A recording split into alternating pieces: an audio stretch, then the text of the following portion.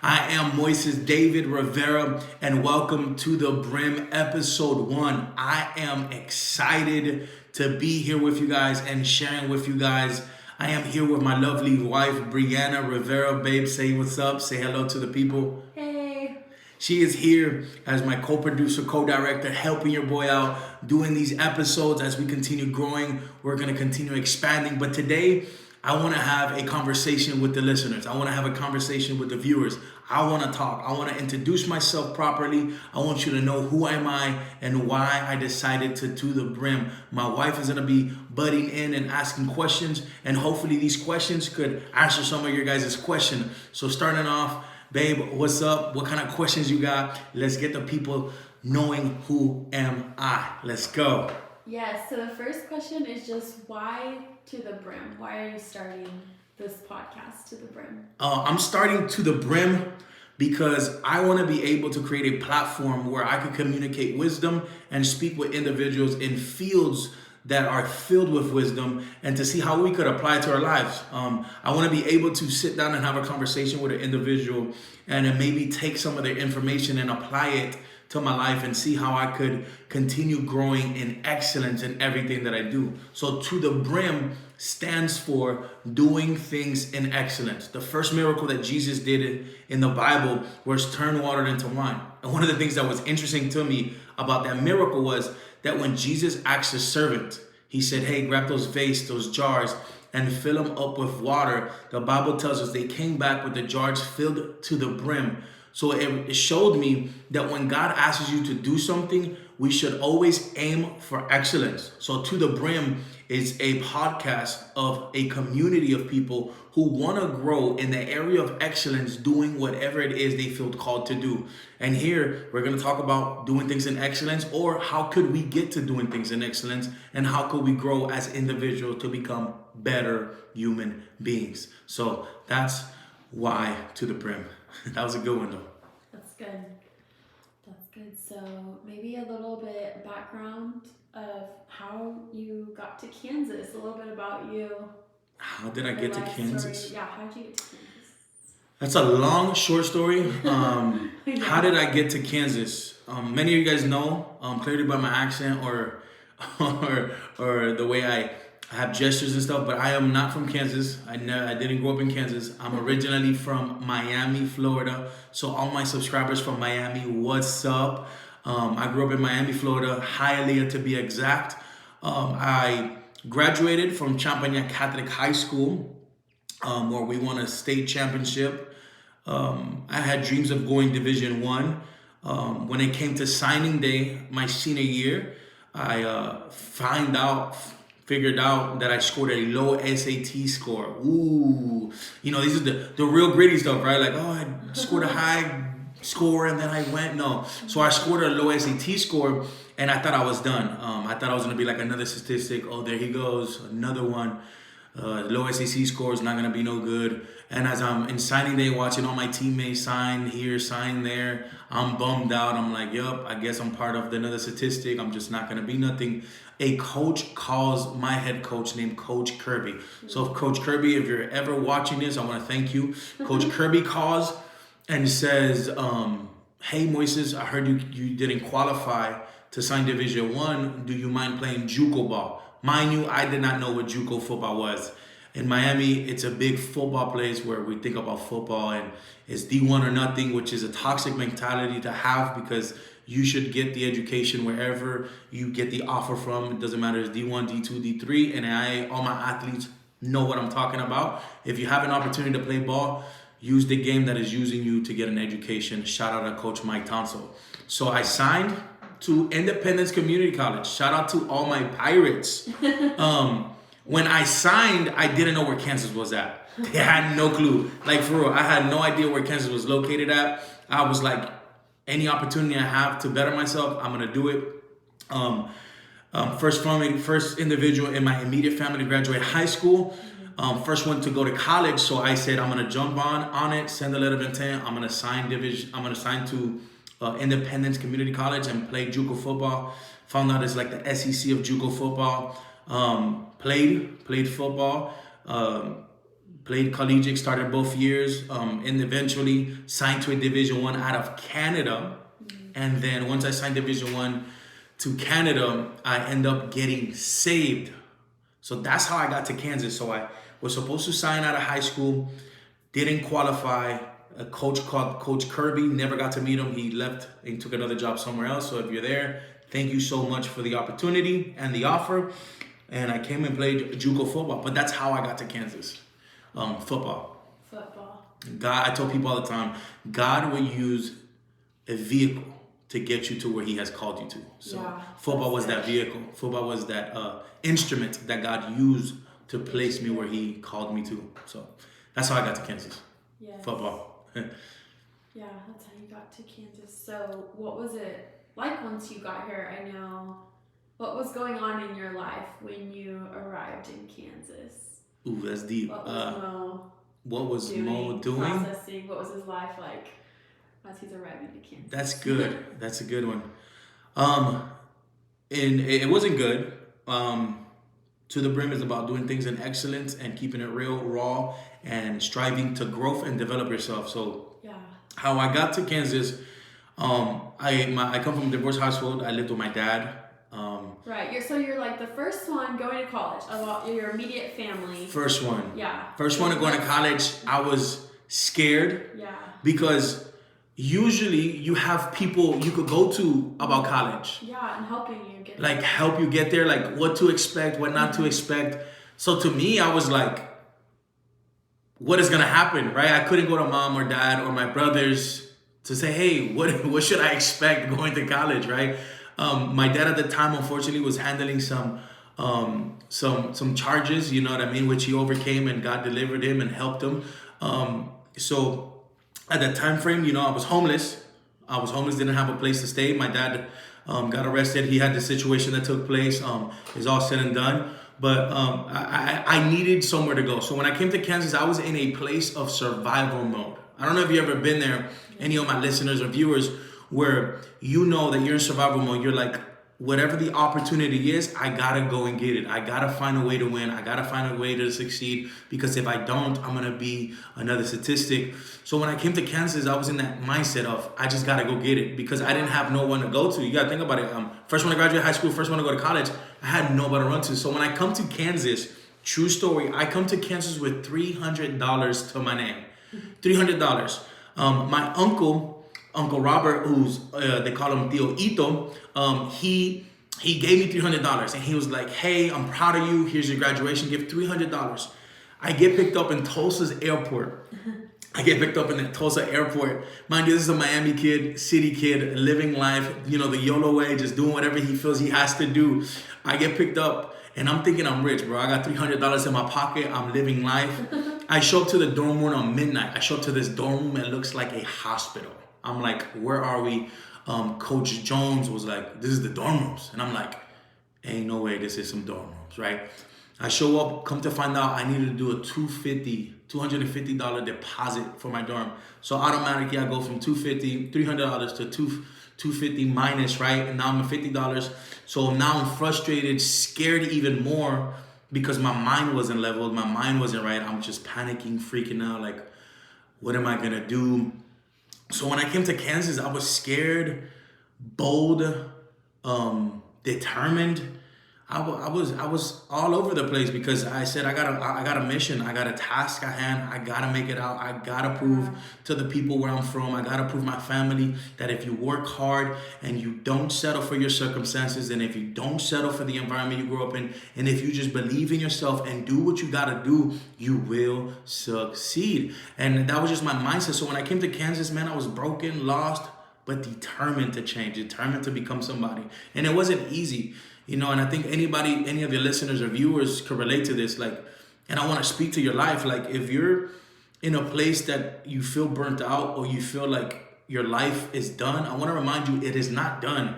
Your life is not done just because your circumstances feel done. Yeah. Because the author of your life is God.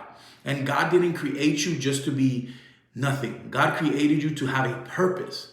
So all you have to do is bust your shoulders, bust that dirt off your shoulders, and strap up your pants and say, hey, I'm going to go get it. I'm going to do what I got to do. Because when I came to Kansas, That's a really good question because it makes me reflect back. When I came to Kansas, man, I was lost, broken, and I just had this ambition to become somebody. You know, I didn't let my circumstance determine who I was. By the grace of God, man, the grace of God is real. Yeah. You know, God's hand is in every single individual on earth. Yeah. I believe. You had no idea what you were walking into. I had no idea. You gotta think about it. I didn't know what Kansas was. Yeah. The way I found out what Kansas was, the state that it is, it was because I went to a Metro PCS. Have you ever heard Metro PCS, the company? It's funny. My little brother Alex, who you know, and a lot of you might know my little brother Alex, we go to a Metro PCS because my family says, this kid is going to Kansas. We need to give him a phone. So I go to Metro PCS and I go to Metro PCS and I look at the map where they have service. And my little brother Alejandro goes, hey, bro, this is Kansas, dog. This is where you're going. And he points to the map and it's like in the middle of the United States. Excuse me. And I remember looking at him like, what did I get myself into? Yeah. And at that moment, I was like, I'm determined. I don't have nothing to lose, but everything to gain. Yeah. And I left that Metro PCS store with, I don't even know what phone it was. It probably was like an iPhone. And I left and came to Kansas with the mindset of being determined, broken, but determined, graced and not knowing it because God is faithful. So if you find yourself in place where you're broken, but you're determined, there is grace for you. And just get around the right people. Surround yourself with people who want to better themselves, and you will be the person getting better with them as well. So when I came to Kansas, man, that's a really good question because it just brings memories. I was anxious, depressed, and scared, but determined. Yeah. Which is a good place to be. That's good. That's a good question. I like your questions. That's good. I'm trying to think. Yeah, so, which that's kind of like your testimony. You got saved in Kansas. I got saved. And that's how I got saved. Yeah. I can answer that question. Yeah, how'd you get saved? How I got saved. Perfect. How many years into Kansas was that? Yeah. Yeah, so I came here as soon as I graduated high school, 2014, boom, I found out I can't go D1. I signed to a JUCO, Independence Community College. I played for them, start both years. I can't get a math credit to save my life. Can't get a math credit to save my life. Got every single credit I needed, can't get a math credit. I'm frustrated. Took it three semesters in a row, can't get it. Went to the tutoring center. God bless those teachers and tutors that tried to help me get it, couldn't get it. I had this one teacher named Alan Shockley that if you're watching this, thank you so much. At the time, I didn't know what you were doing, but now as a man, as a father, as a husband, as a pastor, as a leader in my community, I thank you because of you. I understand why things shouldn't be given, but things should be earned. I couldn't get a math credit. And I was frustrated with all my math teachers because I just wanted a math credit. And Miss Laura too, she was another math teacher I had. I'm telling you, I took almost every math teacher Independence Community College had. In other words, Last Chance U. If you guys ever heard of Last Chance U, that's the community college I went to. I couldn't get a math credit, couldn't get a math credit. This teacher said this, Alan Shockley said this, I'm not gonna pass you just because you're going Division I or just because you play sports. I'm not gonna hinder your future. Because if I give you this math credit, you're gonna think it's all easy. Yeah. Something in that paraphrase, and I was mad at him, frustrated for the longest time. And then Canada calls. Canada calls and says, hey, I heard you can't sign in the States. You could sign with us. You don't need a math credit to transfer to the universities over there. I don't know what kind of things they're removing, but that's what I was told, right?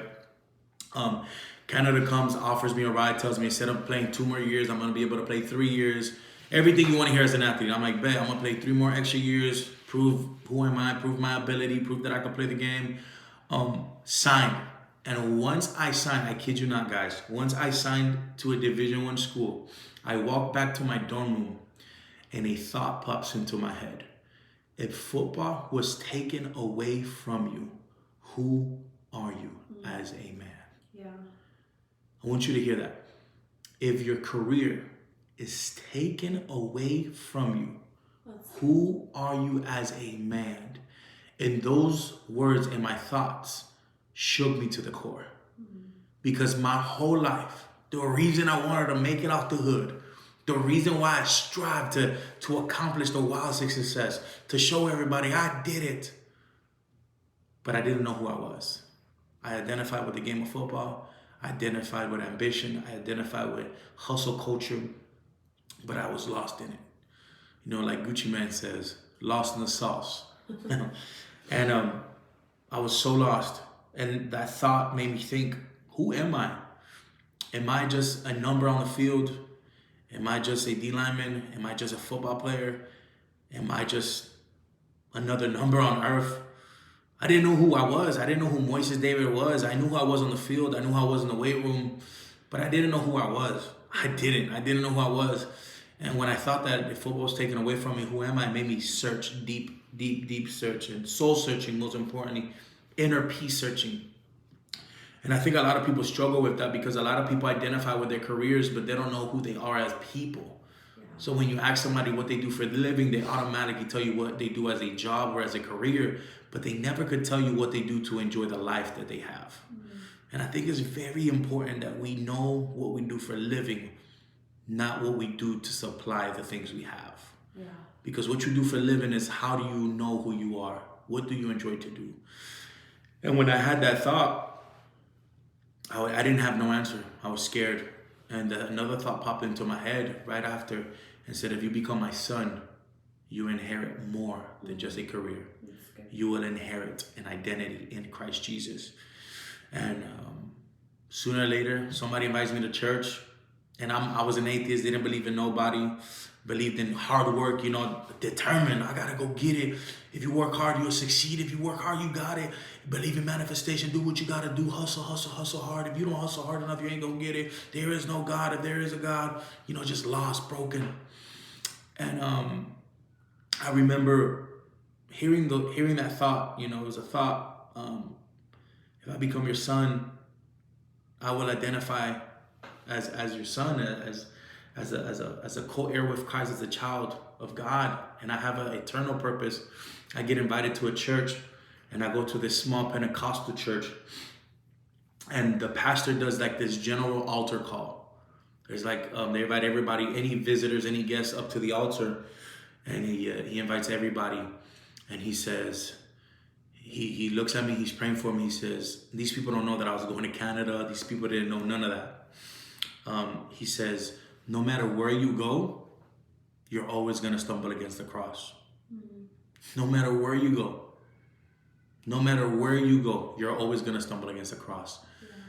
And I looked at him like, who are you and how do you know where I'm going? Mm-hmm. But I thought it was too shallow. I was like, I don't care. Like, I'm still going to Canada. Then he said, there is a woman praying for you that you encounter Jesus. He described my mom to the T, had a word of knowledge, a word of wisdom, described my mom to the T. And at that moment, I looked to God and I said, God, if you're real, if this God who loves me so much, that wants to give me purpose beyond material, purpose beyond career, I'm going to hang up my cleats in Kansas, not knowing a soul, and dedicating my life. And now 7-8 years in, he has shown me that he is real and he genuinely loves us. He genuinely loves every individual on earth. The question is, we're sometimes too busy in the hustle culture, too busy trying to find a way, trying to find identity, trying to find purpose in things that don't fulfill, but mask. And I believe God calls us in our heart and he says, become my child and these other things will be added, but your soul will be intact and you will have peace. So that's how I got saved. I came to the realization that I needed to identify with something more than what I do as a career. And I gave my life to Jesus right there and then. Yeah. And I've been here ever since. Yeah, a lot has happened. A lot has happened. Of meeting God and then now. But, yeah. Okay, so, which I'm sure that will come out through different episodes and conversations. But, so kind of fast forward to now. Who are you right now? We have a son, Princey. Yes. David, he's 2 years old. Yeah, so right now I am a father. First of all, I'm a husband. I'm a father and a pastor. Yeah. God took a kid from Miami, Florida, all the way to Kansas, y'all, and changed his life so radically that he made him a husband, a father, and a pastor. God's grace is for everybody. So now I am, like I said, I'm a husband, a father, and a pastor, and a leader. And I believe I'm a communicator as well. I like to communicate and speak, not just to churches, but speak to corporates, speak to people, speak to leadership groups about being passionate about what they do and not being burnt out in what they do. So right now, I'm God's child. I'm a co-heir with Christ. I'm in love with my wife. I'm in love with my son. I'm in love with my life. And I went from purposeless to purpose filled and rejoicing. So who I am now is black and white. It's complete different. It's what God does when you accept His grace in your heart and in your life.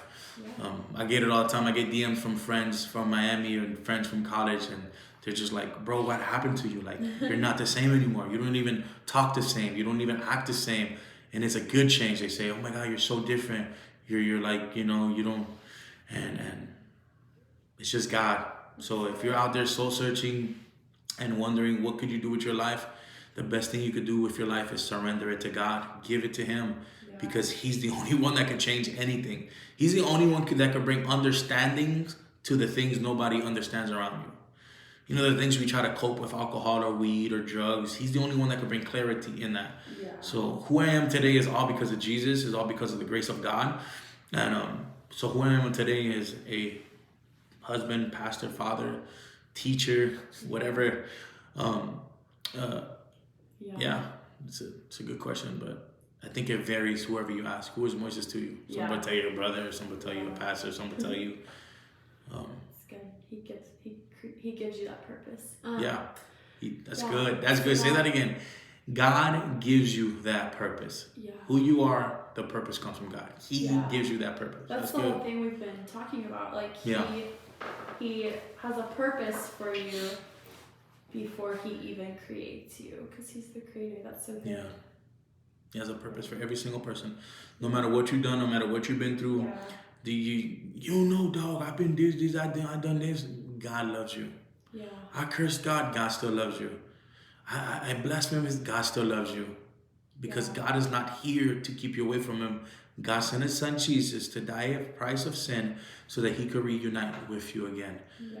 And you're not going to find peace at the club. You're not going to find peace smoking that ganja, smoking that weed, smoking that za, whatever you want to call it. You're not going to find that peace popping a perk, popping a molly, popping a Xan. You're going to find that peace accepting that you need a Savior. Accepting that you need somebody to guide you, because you didn't create yourself. You didn't give breath to your own lungs. There's a creator of the universe named God who created you to give you purpose. And it's when you run into the end of yourself that you start really living for Him and in purpose. Yeah, I think that whole just revelation, because you always hear like your life has a purpose. You have a purpose, and you're like, what does that mean? But that whole revelation of like, what is it you said that He... God completes first, and then He creates. And I know it sounds crazy, it's right? It's so backwards like what us humans do. Yeah, because humans want to create, then find a purpose for it. How we're going to do it. Yeah. Like, I'm going to go to college and get a 4-year degree in psychology. And then when you get the 4-year degree in psychology, you're like, I don't want to be in psychology anymore. I want to, right? You change. But God completes, then He creates, which means that God has a purpose for every single soul on earth before He even formed them. Matter of fact, I see it like this. God has a purpose for a individual, and He knows exactly who He's going to create for that purpose. Yeah. God says, I have this thing I want to solve on earth, because every single one of us is created to solve a problem, to help, to serve, to encourage, to build people up. And God says, there's an issue, and I know exactly what I'm going to create. You listening to me, God created you for a purpose. Whether you came from whatever you came from, God created you because He has a purpose and a plan for your life. The question is, are you going to go to the blueprint master? Are you going to go to the one who made the blueprint for your life? Mm-hmm. So often we're so busy trying to build our own blueprint, build our own life, that we're forgetting His blueprint, the one that really knows our life, the one who really knows our purpose. So purpose is when you recognize, I'm going to go to the blueprint maker and I'm going to give him my life. Because I'm clearly frustrated, burnt out, don't know what to do, but He knows exactly what to do. That was a good one. I love that. I love talking about purpose and passion. That's one of the things I love to do. As a communicator, I love showing people what their passions are and how to get them passionate about what they do. Whether you're gonna flip burgers, whether you're gonna open up a restaurant, whether you're gonna run a corporate company, whether you're gonna lead people to a direction of change, you always gotta say, what is your passion? What wakes you up at night? What keeps you going? And when you find that and you give it up to God and say, God, I'm passionate about this. Show me how to go by this. He will put you in a place to be successful in it. That's good. Yeah. So What else? What else? Come on. Yeah, so I feel like one of the things you do well is you have so many different roles and so many things you're involved in, so many different things you do, but you do them all so well, so excellent. Like you are such a good husband, a good father, a good Stop it, pastor. girl. You out here For lazy. real, you do everything good. Like you're so good to me, so good for Prince. Like you're so, I don't want to use the word busy, but you have so many things on your plate, like teaching and football when it's football season, coaching football, being a pastor, and then of course being my husband, being Prince's dad, making time for friends. Anytime a friend needs something, like you're there. Like how do you do it all and not like get like overloaded or burnt out or stressed? Like how do you keep that? You always just have that joy and you're filled up and you can do it so well. Like what keeps you, like what makes you able to do all those things? Because a lot of us were like, oh my gosh, that's too much, I've got to clear my calendar, I've got to stop that. But you somehow like juggle all those things, and also when you're with a person or when you're at your job or when you're pastoring, like you give it with your all 100%. Like if I'm the only thing you have to do, like you're such a good husband. Like how do you do all those things? That makes sense so well, with such a full plate. Thank you for that. Kind of got me teary because it's super sweet, because it's true though. It's real.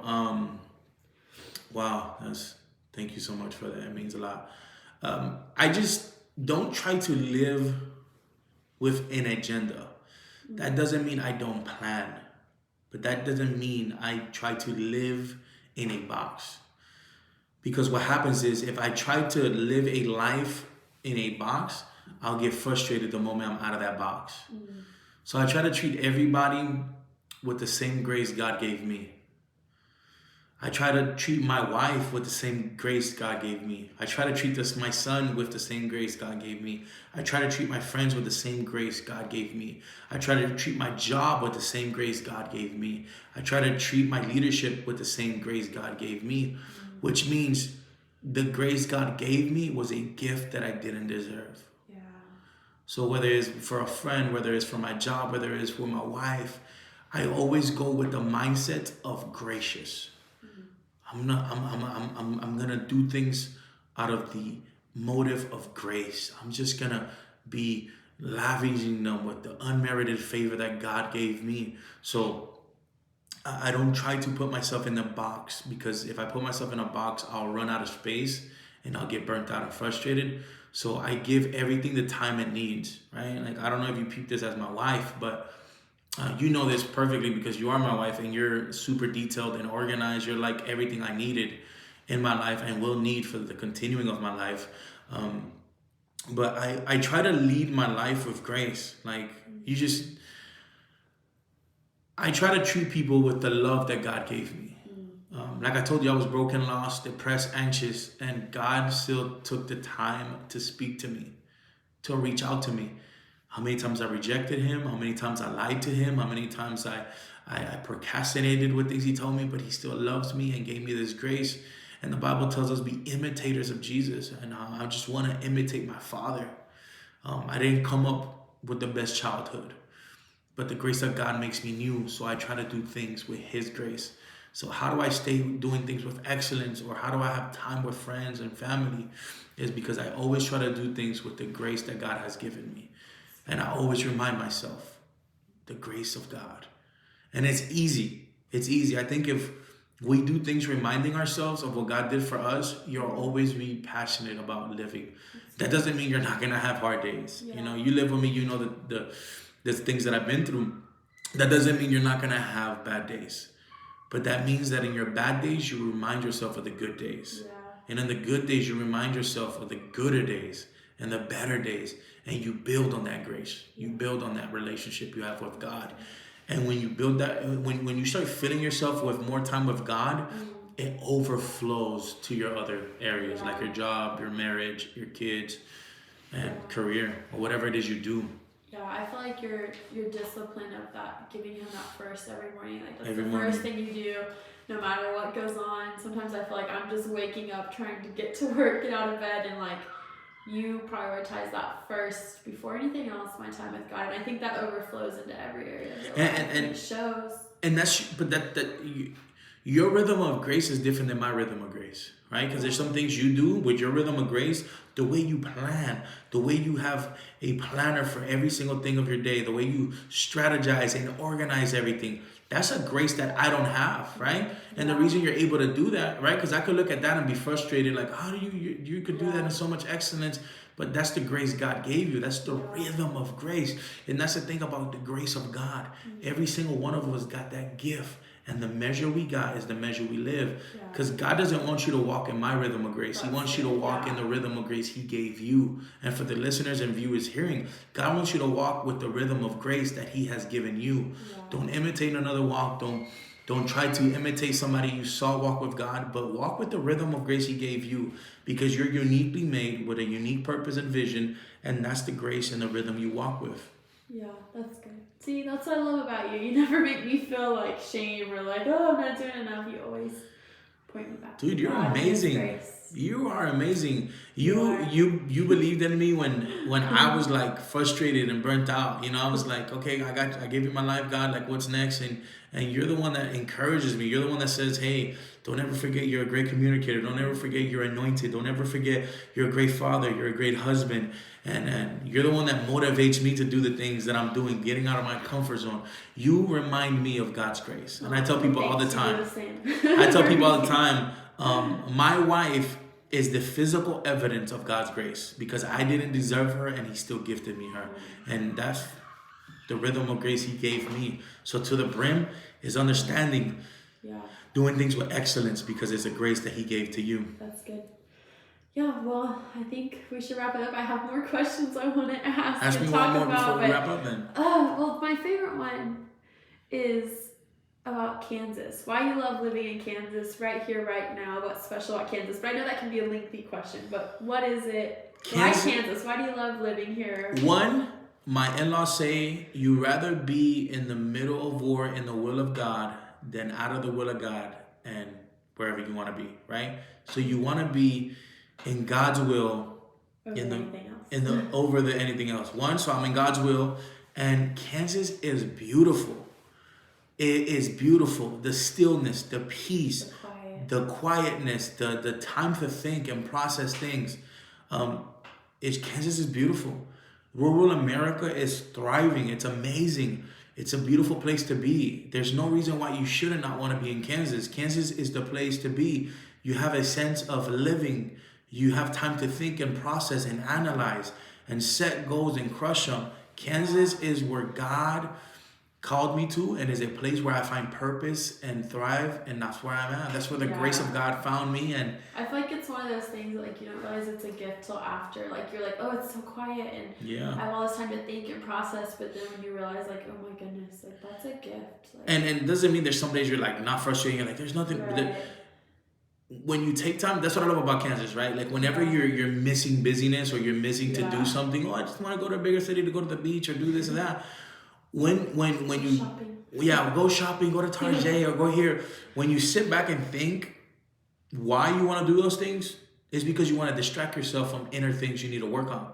Kansas had taught me to work on inner things so that I could be at peace with myself and not run from myself. When you run from God, it's because you're running from yourself. You're running from something you don't want to work on. And Kansas has shown me to love myself, to figure out why I am the way I am, work on trauma, work on past, and get better for the future. So Kansas is the place to be.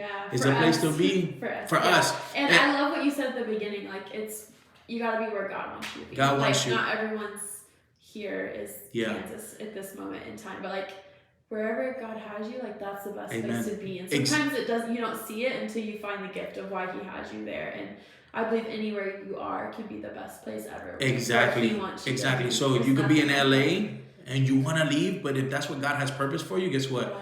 You should be at peace. It could be Miami, it could be New York. Wherever God calls you is the place to be. Yeah.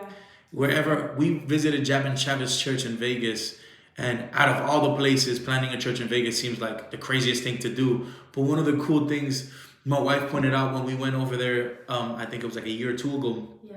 It was what was it the shirt said? They were all wearing the t-shirts. They were all wearing like Las Vegas t-shirts, or multiple people I saw wearing. Yeah, and for a church to embrace where they're at, especially in a place like Sin City, right? Quote unquote Sin City, to embrace purpose where you're at shows the light you really walk with.